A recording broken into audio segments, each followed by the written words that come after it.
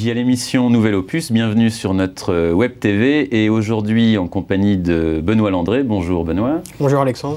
Nous avons la chance, le privilège de recevoir un dirigeant atypique à plus d'un titre. Tout d'abord, il représente une denrée rare en France, c'est une grosse ETI basée en province. Par ailleurs, c'est un chef d'entreprise qui s'assume pleinement mais qui ne prône pas du tout la finance déloyale à tout crin. Et troisièmement, point aussi très important, loin des postures apprises, c'est quelqu'un qui sait toujours rester direct et même enjoué. Monsieur Patrick Gruau, président du groupe Gruau, bonjour. Bonjour. Première question, Monsieur Gruau, sur un marché français qui ne retrouve pas son niveau d'avant-crise et qui vraisemblablement, selon vous, ne le retrouvera pas, comment parvenez-vous à trouver de la croissance? Où allez-vous la chercher? Et même en France, puisque vos chiffres sont en progression ces dernières années. C'est vrai que ce que nous avons connu entre décembre 2008 et mars 2009 a été un choc terrible, moins 30% sur ce marché du VIU qui était plutôt assez régulier habituellement. Nous nous attendions à une remontée assez rapide et tel n'est pas le cas, il faut l'admettre aujourd'hui. Les clients se sont habitués et ont usé de nouvelles habitudes de consommation, c'est très clair aujourd'hui, la location courte durée, les extensions de garantie, enfin aujourd'hui, le marché qui se situe aux alentours de 360 à 370 000 restera vraisemblablement au moins dans les 4 ou 5 années à venir, structurellement à un niveau de ce type entre 360 et 380 000. Donc il faut aller chercher la croissance ailleurs. On essaye, en tout cas. Nous essayons au travers de plusieurs axes. Le premier, c'est de travailler plus que jamais en France notre clientèle grand compte. Tous les grands comptes, on a une certaine sensibilité. On est sur, nous, en tant qu'ETI, on réussit à être sur la même longueur d'onde avec ce type d'entreprise et nous faisons des conquêtes dans ce domaine et nous avons de belles références. Mais c'est surtout à l'international que les leviers de croissance seront les plus importants. Et puis, dans des produits très innovants comme les véhicules électriques auxquels nous croyons. Sur lesquels nous reviendrons, mais l'international, c'est justement le centre d'intérêt, l'axe que voulait aborder Benoît. Effectivement, l'internationalisation est aujourd'hui plus que jamais dans l'actualité du groupe et au cœur de votre stratégie. L'internationalisation, elle passe aujourd'hui à travers plusieurs pays. Aujourd'hui, vous avez plusieurs implantations à l'étranger que sont la Pologne, l'Espagne et l'Algérie. On peut affirmer, sauf certaines opportunités qui pourraient se créer dans des domaines spécifiques, que vous avez parachevé votre déploiement sur le marché français. Vous avez aujourd'hui en Europe, je crois, 25 distributeurs. Vous êtes aussi implanté dans les DOM-TOM. Alors concernant plus précisément le cas de l'Algérie, c'est un marché important pour vous dans lequel vous avez gagné l'an dernier un appel d'offres important, un appel d'offres qui porte sur plus de 1000 véhicules produits, 1100 véhicules produits.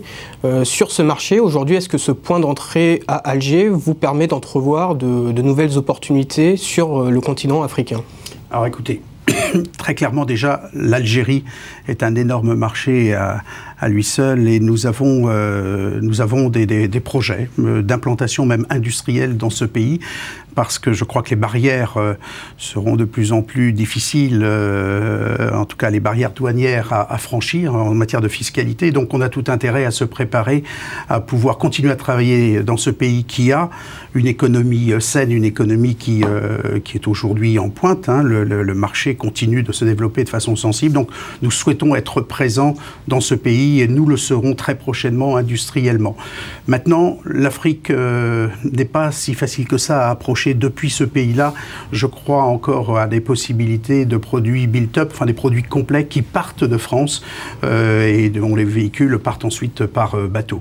Et vous faites un distinguo entre l'Algérie et le Maroc, alors que nous, parfois, depuis notre poste d'observation, on se dit c'est le même marché. Vous dites ah non, attention, c'est pas forcément les mêmes règles et les mêmes stratégies d'implantation entre le Maghreb au sens large, disons. Tout à fait.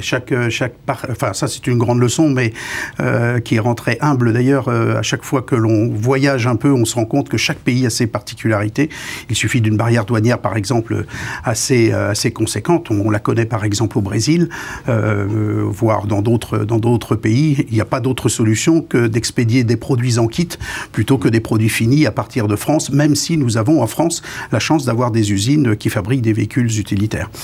Et Benoît, il y a aussi le rêve américain que tu voulais aborder. Au-delà de l'Algérie et du continent africain, aujourd'hui, la croissance et le développement international du groupe se fera dans les pays qui sont portés par une croissance forte du marché des véhicules utilitaires. On pense naturellement aux BRICS, également à l'Amérique du Nord, où on voit arriver depuis maintenant quelques années des véhicules produits en Europe.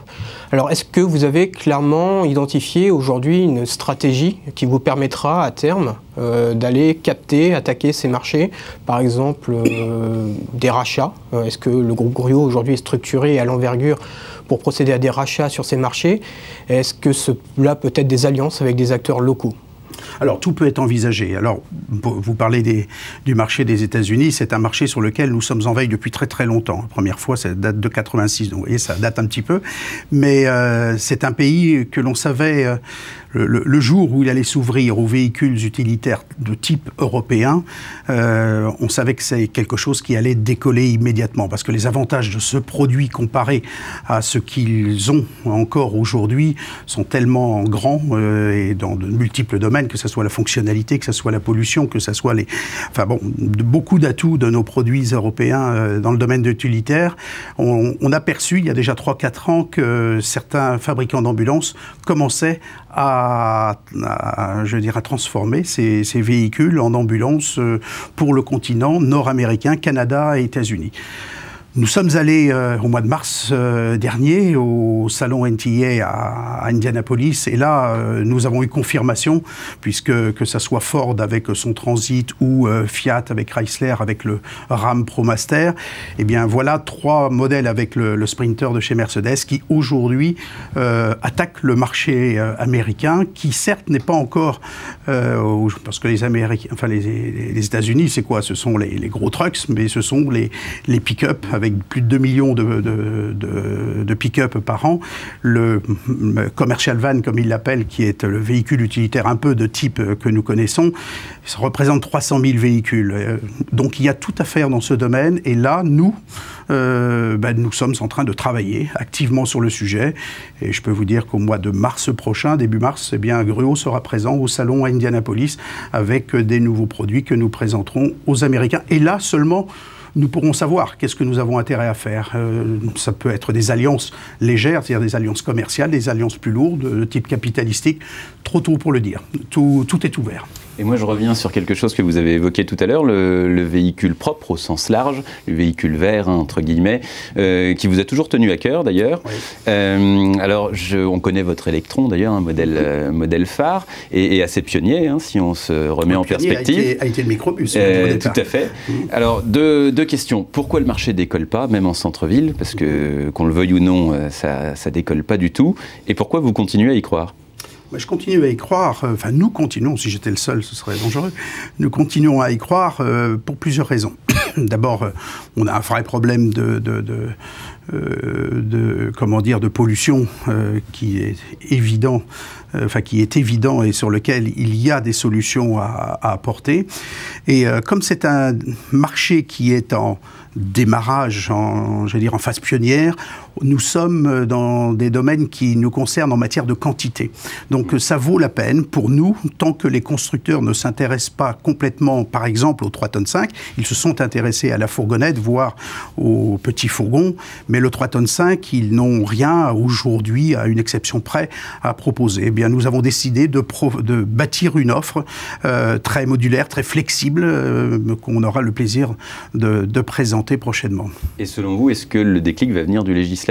Oui, indéniablement. Enfin, je dirais de la volonté politique qui devra... Quand je dis le législateur, c'est un peu de contrainte, voire des incitations, voire les deux. Oui, je crois que ça fait partie du rôle des politiques à un moment donné, c'est d'aider à l'amorçage d'un marché tel que celui-ci, à partir du moment où on considère que c'est une priorité. Et à ma connaissance, si j'ai bien écouté certains de nos ministres ces derniers temps, c'est une priorité. Je crois qu'il va falloir accompagner les paroles avec des actes. Et alors ça nous renvoie à la France, voire à l'Union européenne. Oui. Alors en France, récemment, on a vu des patrons comme vous dans la rue, on entend tout le monde qui grogne au bar de quartier, alors que finalement, on n'est pas structurellement si mal loti que ça par rapport à certains de nos voisins, entendons-nous bien. Hein. quels sont selon vous d'abord les atouts qu'on a et les freins qu'on pourrait lever pour que ces atouts s'expriment enfin de façon plus libre et plus marquée, notamment sur la variable clé dans une économie que représente l'emploi? Le sujet est vaste, mais je vais concentrer ma réponse sur un ou deux points simplement. Quand on voyage un peu dans le monde entier, on se rend compte qu'on a une chance fantastique dans ce pays. On a plein de choses pour être heureux, mais sur le plan de la compétitivité, je dirais sur le plan économique pur, il est clair que des entreprises de main-d'œuvre comme les nôtres, parce que c'est ce qui nous caractérise, et à ma connaissance, le problème de la France, c'est bien un problème de chômage, donc nous devrions être regardés d'un petit peu plus près, ou en tout cas que nos gouvernants regardent ce qui se fait de mieux dans les autres pays et que nous puissions libérer un peu plus les entreprises et surtout le joug des charges sociales qui nous pénalisent, nous, entreprises de main-d'œuvre. Je vous garantis qu'on a des atouts, je vous garantis que l'innovation, par exemple, est quelque chose qui nous caractérise. On sait qu'on a une productivité qui est aussi plutôt de bonne aloi. Bon, il faut libérer les entreprises et puis laisser les entrepreneurs travailler. Et par rapport à tout ce qu'on a dit au cours de cette émission, est-ce que je me trompe, Monsieur Gruau, si je donne rendez-vous à ceux qui nous regardent dans quelques mois pour l'annonce de certains projets qui pourraient s'être matérialisés ou concrétisés dans les mois qui viennent, on va dire? Je le souhaite, ce sera bon signe.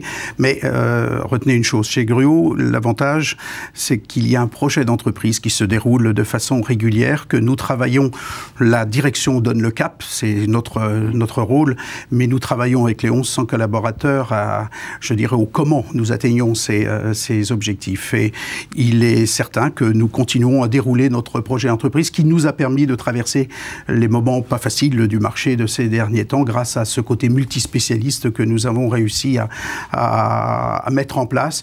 Et ceci devrait nous permettre de saisir de nouvelles opportunités prochainement, je l'espère. Merci beaucoup Benoît, merci beaucoup Monsieur Gruau, à bientôt. JA, l'émission revient et d'ici là, portez-vous bien.